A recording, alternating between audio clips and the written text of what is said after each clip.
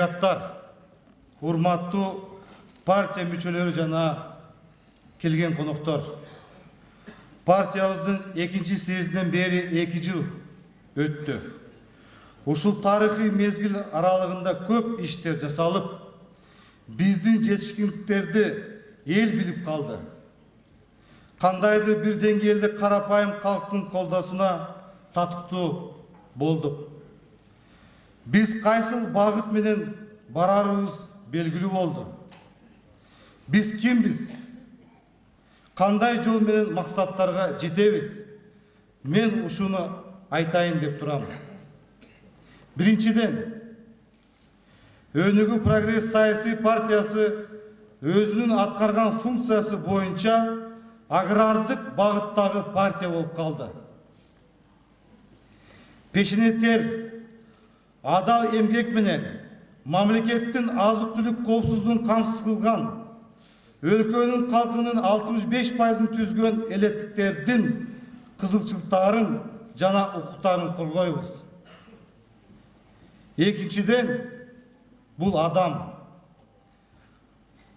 жана анын инсандык касиети, намысы, аброю, билими, ден соолугу, иман инсабы жана социалдык абалы партиянын көңүл борборунда болот. Урматтуу делегаттар. Мен айткым келет, урматтуу делегаттар, агрардык деп багытта тандаган партия деп айтабыз. Бул жерде мугалими болобу, врачы болобу, акими болобу, айыл өкмөттүн башчысы болобу, жаштар болобу, ким болбосун, жер менен иштеп аткан адамдардын укуктарын жана аларды колдоп келебиз ар дайыма. Адам мамлекеттин эң башкы баалуулугу, өнүгүү ресурсу деп айтылып келет. Биздин максат өнүккөн кубаттуу Кыргызстан. Биз өнүгүү жолун тандаган, Кыргызстанды ар тарапты өнүктүрүү саясатына бел байлаган, жашоону жакшы жагына өзгөртүүчү партия катары өлкө үчүн гана эмес, буйруса эл аралык аренага дагы белгилүү болобуз.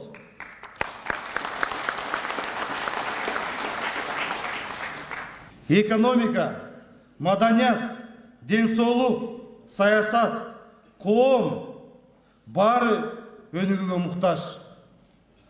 Булар бүтүндөй мамлекеттин ажырагыс бөлүгү. Тажрыйба көрсөткөндөй, эл өнүгүүнүн булагы. Биздин максатка жетүүгө эл ишенимине ээ болуу. Биз элге үмүт берген партиябыз.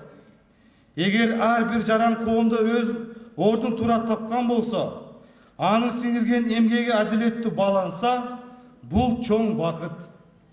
Урматтуу делегаттар, бул жерде мына биздин аксакалдарыбыз, ардагерлерибиз келип, жакшы кеп кеңештерин айтып, биз ушул аксакалдарды тажрыйбасын урматтайбыз.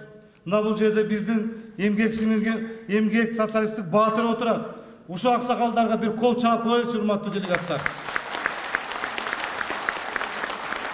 Аларга ден соолук каалайбыз, ар дайыма биздин жаныбызда болсун. Ар бир жаран өзүнүн көйгөйлөрү менен өзү жалгыз калганда, биз башты көтөр тууганым деп адамдарга жаркын үмүт бердик. Адамдарга ишеним жарата турган күч бердик. Эл ишеними биздин жеңишибиз десек болот. Бул үчүн, урматтуу делегаттар, сиздерге өзгөчө ыраазычылык билдиргим келет. Урматтуу партиялаштар, эми мен өлкө жана биздин партиянын алдында турган максаттар, талаптар боюнча айткым келет. Биринчиден, коррупция каршы күрөш. Бул биздин партиянын негизги саясий багыттарынын бири. Коррупция жөнөкөй адамдарыбыздын өнүгүүсүнө балта чаап жатат, урматтуу делегаттар. Мисалы, адилеттүү чечим үчүн сотторго акча берип, ошол чечимге сүйүнүп жүрөбүз, урматтуугандар. Бул туура эмес. Сиздер өлкөбүздүн 7 аймагынан келдиңиздер. Коррупциялык көрүнүштөргө кайдыгер карабастан мыйзам чегинде талап коюп, сиздердин үнүңүздөр коомчулукка угулуп туруш керек. Ошондо биздин партиябыз эл кызыкчылыгы үчүн күрөшө алат. Бул жерде координаторлор отурасыздар, райондун. Сиздерде печать бар, сиздерде укугуңар бар. Ар бир жөнөкөй жарандын укугу тепселенип турса, ошол печатка арыз жазып, прокуратурага, сотторго, башка хакимдерге, органдарга берип, ошолардын укугун коргогол, урматтуу биздин партиялаштарыбыз. Экинчиден, ички инвестицияларды жандандыруу зарыл. Ошол потенциал азырынча толук ойгоно элек. Мисалы, биз МТС заводдорду куруу менен биз ички инвестицияларды кыймылга келтирдик. Мына мисалы Жетегүз районунда Абдыраев Алмаз деген жигитибиз бар. Ошол ал деле долларга миллионер эмес, бирок патриоттук сезимдер менен мен Бакытбайге МТС ачайын, мына менде кичине топтолгон акчам бар. Ошо сиз менен чогуу МТСти ачып, мен мына үй куруп аттым, ошо үйүмдү токтотуп 1-2 жылга МТС ачып, ошо элге кызмат кылайын деп, мына ички биз инвестицияны тартып, чогуу ал менен биз МТСти ачтык. Мына 2 жылдан бери иштеп келатат, жакшы жумуштарды аткарып келатат. Кыргызстанда мыкты ишкерлер, бай адамдар көп. Ошол адамдардын акча каражаттарын региондорго жумшап, жерлерди, секторду, заводдорду курууга аракет кылышыбыз керек. Көрүп жатабыз. Биздин айрым бизнесмендерибиз башка өлкөлөргө ишканаларды куруп жатат. Сырттан карыз алып жүрө бербестен, биздин ички инвестициялардын баарын региондорду өнүктүрүүгө жумшоого тийишпиз. Урматтуу делегаттар, биздин азыркы мамлекеттин тышкы карызы 3 миллиард 700 миллион долларга жетти. Бул 54% ички дүң продукциянын көлөмүнөн түзөт. Мына мен сиздерге цифра боюнча. Ошондуктан эмне үчүн мен айттым? Ички биздин инвестициялар тартуу, бул биздин бизнесмендерди ушундай ойготуп, патриот сезимдерди ойготуп, мына ошол региондорду мамлекетти өнүктүрөт деген, мына ошон үчүн айтып атам. Эгерде биз ушундай карыз алып барып жүрө берсек, анда биздин келечегибиз жок мамлекеттин болот эсептелет. Кийинки маселе.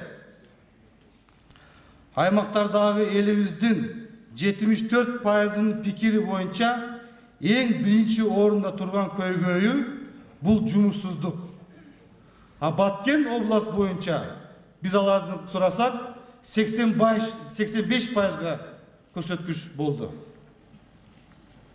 Менде суроо туулуп жатат. Бул мамлекеттик башкаруудагы кризис эмеспи? Биздин жарандарыбыз чет мамлекеттерге айласыздан кетип жатышат. Мамлекеттик миграция саясатынын жоктугунан Кыргызстан арзан жумуш күчүнүн поставщиги болуп калды. Урматтуу делегаттар, приватизация аркылуу шылымдардын менчигине өткөн, тонолгон, токтоп калган ири ишканалар боюнча талап кылуучу учур келди. Же аларды сен иштет, жумуш орундарын түз, же кайра мамлекетке өткөз деп айтар элем. Ошол маселе боюнча биз жаңы мыйзам долбоорун жазып сунуш кылабыз. Биз андан ары да Кыргызстандын аймактарында машина куруу, МТСтерди түзүү, тамак аш өндүрүшү, тигүү фабрикаларын, кем байлыктарынан чыккан чийки заттарды кайрадан иштетүүчү ишканаларды ачып, сыйоо даярдоо пункттарын уюштурабыз. Мурдагы Союз малындагы завод пункттар. Азыркы современ тилинде логистика кылабыз, урматтуу делегаттар. Мисалы, эң курч маселе болуп турат. Азык-түлүк бааларын көзөмөлдөй алабызбы? Мисалы, урматтуу делегаттар, коноктор, бизде базарда аз еттин баасы 300-350 сом турса, Мына бул жерде Алматада 250 километр. Биздин сомго айландырганда 700-800 сом экен. Эртең эгерде чегара ачылып, биздин баалар тең болот. А бүгүнкү көрсөткүч, жакырчылыктын көрсөткүчү 37% турабыз. Пенсионердин орточо пенсиясы 4000 сом. Ошол пенсиясы жетеби эгерде баасы көтөрүлүп кетсе? Мына ушуну, урматтуу делегаттар, биз депутаттар катары, сиздер өнүгүү партиянын мүчөлөрү катары ошунун баарын биз көзөмөлгө алып туруш керекпиз. Биз ушу көзөмөлгө алып, тез арада өкмөткө айтып туруш керекпиз. Дагы бир коркунуч бар. Россиянын кара тизмедеги кыргызстандык 100 миңге жакын жарандарыбыз бар. Алар да жумушсуз. Ага кошумча Дордой жана Мадина базарларындагы жумушчулар менен ишкерлер эртең жумушсуз көчөдө калса, эмне болот? Ушул базарлардын ишкерлери бай адамдар. Биз аларды мал чарбасына, дыйканчылыкка жана кайра иштетүү ишканаларына инвестиция жумшоого чакырабыз. Бул боюнча да биздин сунуштарыбыз бар. Биринчиден, айыл чарбасына кирген инвестиция тез пайда алып келүүчү бакыт. Биздин өлкөдө айыл чарбасына жана кайра иштетүү ишканаларына 10 миң деген адамдарды жумуш менен камсыз кылууга болот. Экинчиден, сиздер менен чогуу азык-түлүктөргө баанын өсүшүн токтотсо болот. Биз ошондо сырьё багытындагы мамлекеттен сапаттуу товарларды өндүргөн, атаандаштыкка туруштук бере ала турган мамлекетке айланабыз.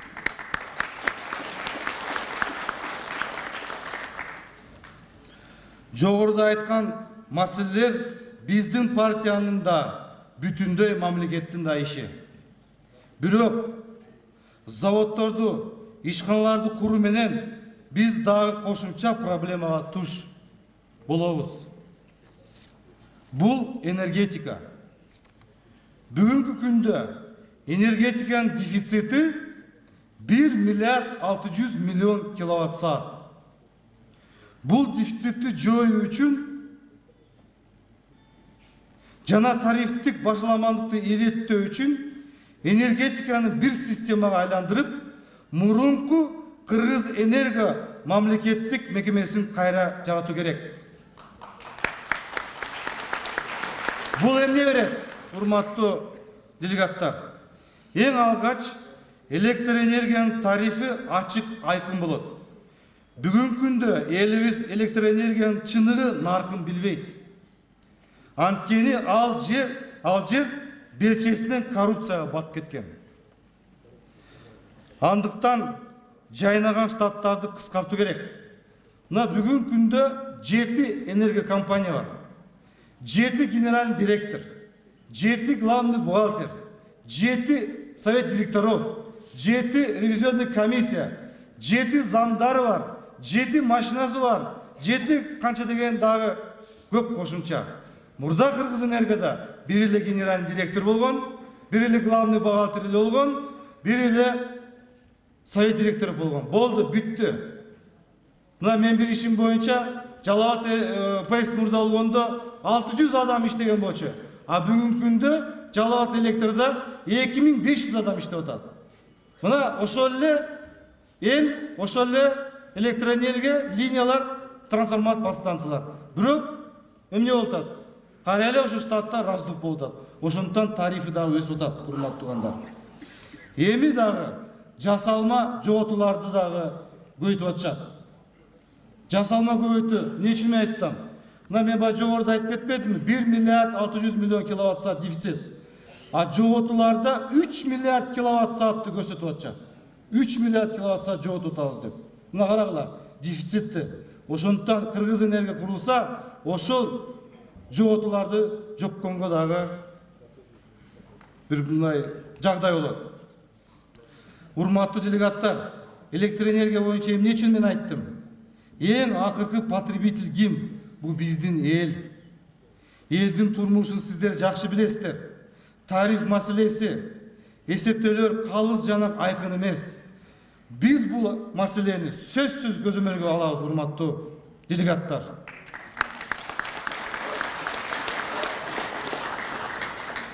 Бизде Кудай берген жүздөгөн дарыя сууларыбыз бар. Демек, инвестиция тартуу менен чакан КЭСтерди куруу зарыл. Ошондой электроэнергиянын дефицитин толук жоюуга мүмкүн болот. Бир-эки гана суу сактагыч менен чектелбей, жалпы чакан КЭСтерди куруу стратегиясын иштеп чыгуу керек. Ал эми кичи КЭСтерден топтолгон сууну сугат мелиорация иштерине жумшап, тийиштүү каналдарды казып, сууну туура жүгүртүүнү үйрөнүү керек.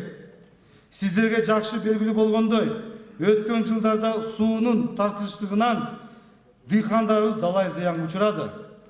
Министрлер жан тийлеп, Кудайга сыйынып калышты. Уят эле иш болду, урматтуу делегаттар. Колдон иштесе келбей калды. КЭСтер көп болсо, суу сактагычтар болот, жерлер сугарылат. Мен муну эмне үчүн айтып жатам, урматтуу делегаттар? Мына биз 2 жылдын ичинде Нарында, Актала, Кочкор, Чүйдө, Жалал Абад Ош областтарында көп каналдарды казып чыктык. Дың жерлерди көтөрдүк. Биз орто эсептесек 10.000 гектар дың жерди көтөрүппүз биз канал казып. Мына ошол жерден 10.000 гектар жерден канча деген 1000 тонна азык түлүк, канча деген сельхоз продукцияларды өндүрдүк, урматтуу гандар. Бул чоң экономикага салымыбыз кошконубуз, урматтуу. Ошондон баягы мини-КЭС деген курганыбыз, мини-КЭС бул жумуш орун, суудан кийин дың жерлерди көтөрсө болот, урматтуу. Ошого биз аябай көңүл бурабыз. Карагылачы, далай суулар Кыргызстандан пайдасы алып кетип жатат. Биз түшүндүк. Суу бул нефть менен газ сыяктуу заттардан да кымбат. Суу бул адамга да, жаратылышка да өмүр берет.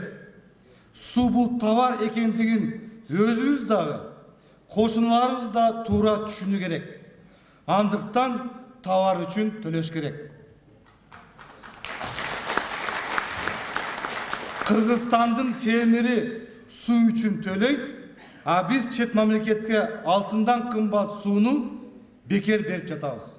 Бул туура эмес деп эсептейм, урматтуу делегаттар. Мен энергетика жана ирригация системасы бул комплекстүү маселе деп эсептейм. Суу энергетика комплекси боюнча өкмөт тийиштүү программаларды иштеп чыгышын талап кылабыз. Эми туризм боюнча Кудай берген бейиш сымал ала тоодой жерибиз бар. Ал эми Үсүкөлдү кыргыз бермети деп айтышат. Туризм ишмердигин өнүктүрүү үчүн Үсүкөлдө туристтик сезонду жок дегенде 6 айга узартуу сунуш менен чыгуудабыз. Кандай жол менен деген суроо туулат. Бул медициналык туризм. Медициналык санаторийлерди куруу аркылуу 50.000 адамды медициналык туристтик багытта жайгаштыруу болот. Ал үчүн жогорку деңгээлдеги медициналык кызмат көрсөтүү биздин максат. Бул жыл бою жасалуучу жумуш, медицина, транспорт, тейлөө кызматы, куруучулар, инфраструктура сыяктуу багыттар. Үсүкөлдөн тышкарыдагы канчалаган кооз жерлерибиз, ыйык тоо көлдөрү жана булактары бар. Аларды натыйжалуу пайдалансак, биз медициналык туризм мекенине айлана алабыз. Мисалы, урматтуу делегаттар, Турция, Израиль, Германия жана башка мамлекеттер 15 жыл эмгек сарп кылып, акыры жемишин көрүп жатышат. Биздин шартта 5-7 жыл гана керектелет. Жылына түшкөн киреше 500 миллион АКШ доллар болот экен. Бул тармактын келечеги кең. Келечекте туристтердин санын 5 миллионго жеткирип, экономиканы өнүктүрүүгө чоң салым кошобуз.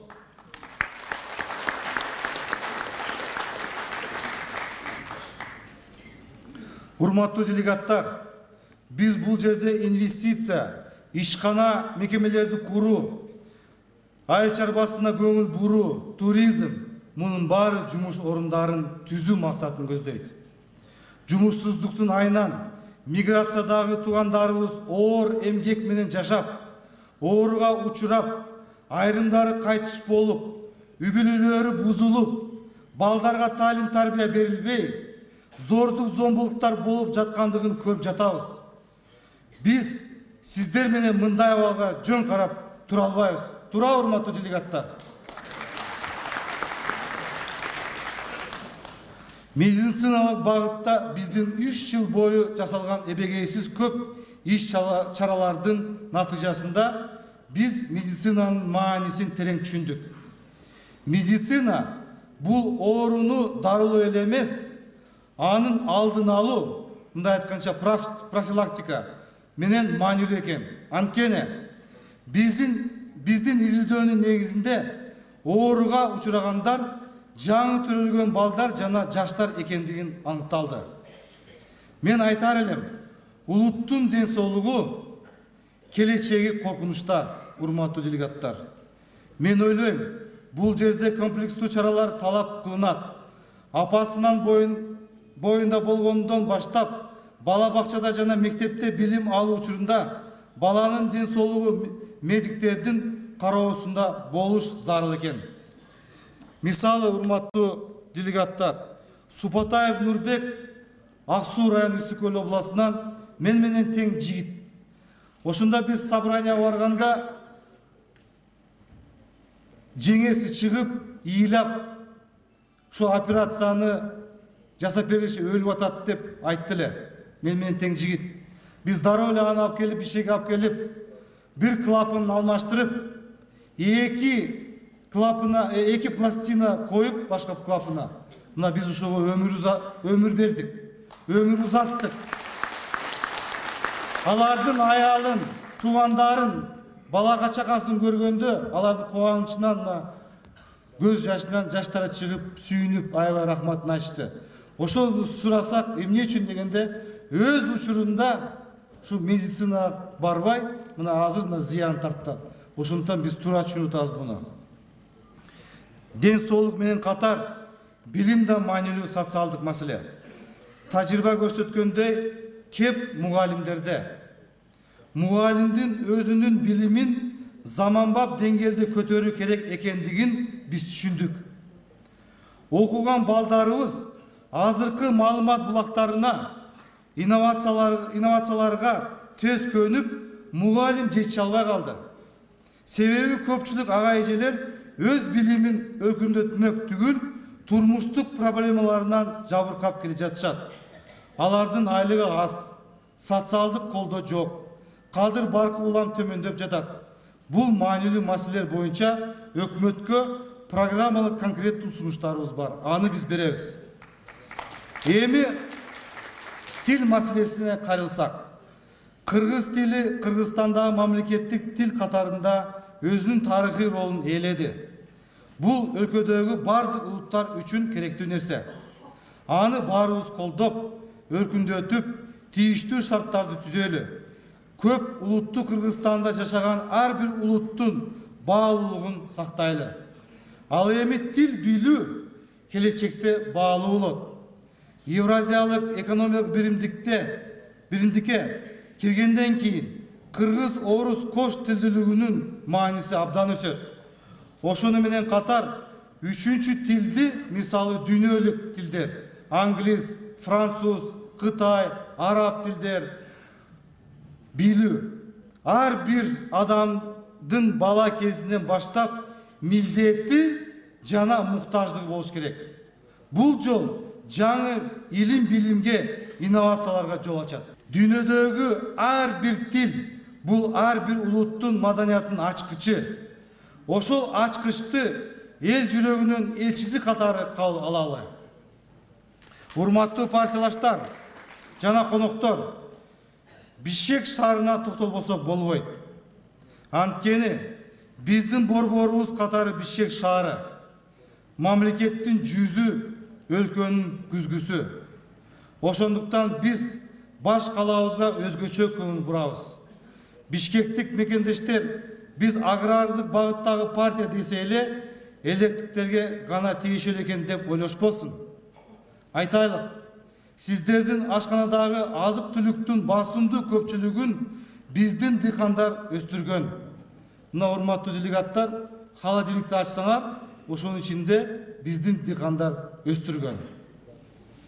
Эгер андай болбогондо, тамак аштын баасы 2-3 эсе жогору болмок. Ошентип, агрардык багыттагы Өнүгүү партиясынын сиздердин турмушуңуздарга тийгизген таасири абдан чоң. Ошону менен бирге биздин партия Бишкек шаары боюнча программаларды түзүп, шаардыктардын көйгөйлөрүн изилдеп чыккан. Натыйжада биринчи орунда таштандылар. Экинчиден баалардын өсүшү, андан кийин жолдор менен катар коопсуздук маселелер айтылган. Биздин аракеттеги долбоорлор жарык шаар, таза шаар, азык-түлүк ярмаркасы сыяктуу иш-чаралардын жыйынтыгын буйруса чоо көрөбүз. Ошол сыяктуу программаны республиканын башка шаарларында сунуштайбыз. Бул Каракол, Балыкчы, Нарын, Токмок, Карабалта, Талас, Токтогул, Кербен, Кочкарата, Жалал-Абад, Ош, Карасу, Кызылкия, Сулукту, Баткен. Ал программа шаарларга жакын жайгашкан райондорго да жакшы таасирин тийгизет. Урматтуу Бишкек шаарынын жашоочулары, мен сиздерге кайрылып турамын. Акыркы кездеги сиздер проблемалар менен жеке калдыңыздар. Бизди абдан ойлонтуп жатат. Таштандылар, жаман жолдор, караңгы көчөлөр, кылмыштуулук, баалардын өсүшү. Жалгыз сиздердин гана маселе эмес бул. Биз дагы Бишкекти жакшыртуу үчүн жоопкерчиликти алабыз. Биз Бишкекти өнүктүрүүгө баш отуз менен киришебиз. Биз, урматтуу бишкектиктер, сиздер менен чогуу өнүгөбүз.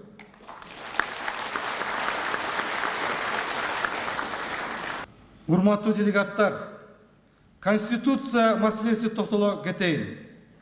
Биздин пикирде башкаруунун кандай гана формасы болбосун, бийлик эл үчүн айбүдүлүк менен кызмат кылса, ал туура бийлик. Өлкөбүз ар кандай формадагы башкаруу системаларын баштан өткөрдү. Баш мыйзамды 8 жолу өзгөрттүк. Эми 9-чу жолу өзгөртөбүз деген саясатчыларыбыз бар. Бирок мен суроо берет элем. Андан элдин турмушу жакшы жагына өзгөрдүбү? 8 жолу конституцияны өзгөрдүк. Эл жөнүндө бир дагы сөз жок. Болгону премьер-министрдин, соттордун, президенттин ыйгарым укуктары жөнүндө гана айтылат. Ал эми бийликтин ээси болуучу эл дагы эле четте калууда. Конституцияны ары берки эксперимент кылып, бийлик формаларын сынай бергенден башка кыла турган ишибиз жокпу? Тура премьер-министрдин ыйгарым укуктарын конституциялык мыйзам аркылуу өзгөртүү керек. Бирок конституцияны эмес. Парламент жана парламенттеги коалициялардын жоопкерчилигин күчөтүү керек. Анткени интригант саясатчылардын мамлекеттин өнүгүүсүнө зыяны тийбеш керек. Мыйзамдын так аткарылышы менен мамлекеттин бирдиктүү саясатын ишке ашырууубуз абзел. Ага азыркы баш мыйзам толук жол берет. 90-чы беренеде конституция жазылып турат. Өкмөттүн токтомдору жана буйруктары Кыргыз Республикасынын бүткүл аймагында милдеттүү түрдө аткарылат. Токтом өкмөттүн токтому чыкса, даже биз жогорку кеңеш, биз ошо баш ийебиз. Мына ошонун негизинде бирдиктүү саясат жүргүзүш керек. Урматтуу партиялаштар, биздин партиябызга 3 жылдан ашуун убакыт болду. Бүгүн мен араңыздарда 4 жыл мурун өнүгүү кыймылы түзүлгөндө анын башынан бери турушкан адамдарды көрүп жатам. Биз чогуу болуп көп иштерди аткардык. Жергиликтүү кеңештердин шайлоолорунда биз биринчи эле катышканда биринчи, экинчи, үчүнчү орундарга ээ болдук. Бул зор ийгилик. Биздин өзүбүздүн электоратыбыз бар. Сурамжылоо көрсөткөндөй, биз ишенимге ээ болуп, биздин тарапташтардын саны көбөйүп жатат. Биздин жакын арадагы максатыбыз парламенттик шайлоо. Жана бардык күч аракеттерибиз ошого багытталат. Парламенттик шайлоого даярданып атабыз. Бул жерде сөздөр айтылып кетти. Биз, урматтуу делегаттар, биз акчасына эмес, биз анын аброюна, канча деген элге жумуш кылганына ошондо карайбыз. Кадрларды, жакшы кандидаттарды тандаганы биз аракет кылабыз. Биз башка саясий партиялар менен кызматташуудабыз. Бирок кийинки жылда болчу Бишкек жана башка жергиликтүү кеңештердин шайлоолоруна да даярдыкты унутпайлы. Биз шайлоо маданияты аркылуу бийликке мыйзамдуу жол менен барууга чакырабыз. Жетишет bizde 2 жолу окуялар болду. Мыйзамдуу жолдор менен барыш керек. Шайлоолор аркылуу барыш керек.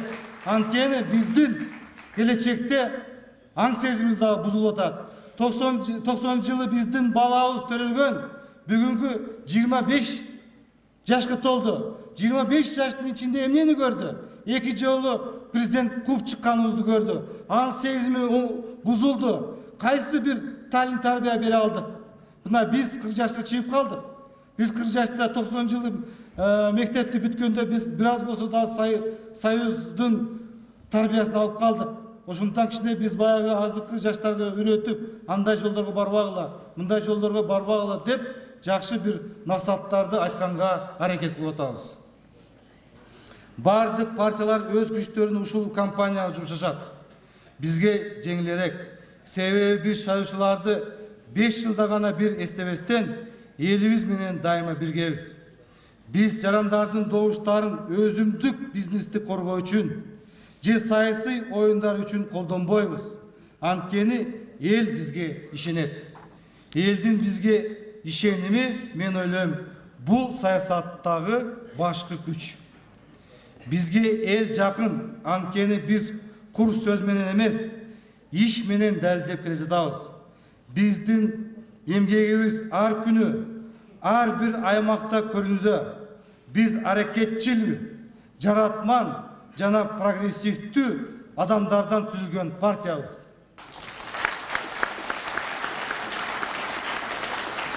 Ооба, мен байкап турам. Бизге каршы кара пиар болот. Партияны ары бери чайкоого аракеттер болот. Анткени биз күчтүү конкурент катары таанылдык. Мун баары табигый нерсе. Андай майда нерселер келе берет, кете берет. Ага урматтуу партиялаштар көп көңүл бурбагыла. Урматтуу партиялаштар, бүгүн сиздерге ыраазычылык билдиргим келет. Анткени сиздер биз менен чогуу болуп, партиянын идеалдарын тутуп жатасыздар. Мен сиздердин элге болгон сый урматыңыздар үчүн чоң рахмат айтамын. Мен сиздердин партиянын өнүгүүсүнө кошкон салымыңыздарды терең баалайм. Мен сиздерди ар бириңиздер өз күчүңүздөрдү сыйнап, мамлекеттик башкаруу ишинде көргүм келет.